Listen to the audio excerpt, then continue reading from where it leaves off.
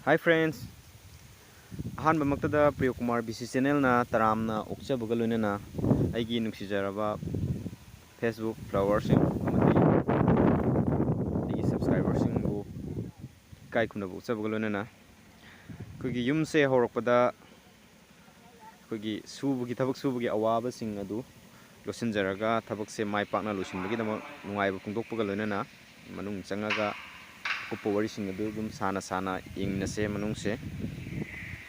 Kasi awang thangba kani kasi ki manungda phangibasi 26 half by 13 above ki changda phange kasi ju aikogi adum kamal lore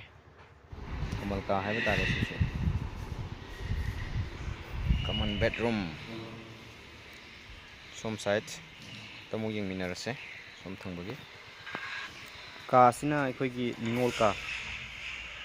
haiba tare aikogi kaman room TV ka thamba yaba ka adune duga somda sida orisina aikogi phamen ka haiba tare phamen ka lengthau ka pulaba sina major bedroom haiba tare tumba ka adune masigi major bedroom sida last finishing da phangiba si asangboda 23 half by 14 above feet adumaina phangi last finishing da MCB box ke kas da leire hayeng battery inverter ke ka sigi makhas da adum thamakani saksang mani changa yinase saksang je sida kitchen sing wash basin leire kitchen sing kano je back kok se palaktre je install tawdre hai tare ego somda kogi kano leire chimney leire kogi thau ka ngauba mekhu ka simphukna bodu si sensor yawbini sensor ne kun adum hairaga adum mekhat pe abani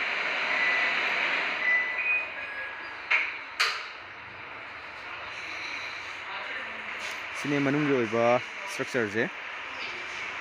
maina leye aduga marak thana Priyo Kumar BC channel hariba channel asibu musibiduna like share subscribe to biyo haina haijeri matungda kana ba fajaraba video kaya ama puduna laksage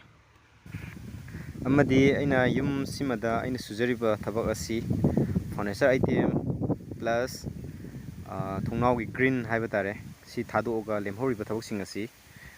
loina sujabani aina hawbadagi loi fawba haijaba tare duga sigi tiles work adi granite works na chingba rang haibadi painting adagi house wiring catching capping na chingba haiba thabak sing asi ane loina paijabani hojik mathak thangba side tamu haipe jingminasi sigi rang matek khitang si wale jikhoi mathak yaure yum sigi pak chawba asi ai samlapna dum haijarage 36 by 38 pak chawba asi duga aikogi mathakta sat ki mathakta phangibasina 41 by 43 ni feet ani makhai saidon da yauraga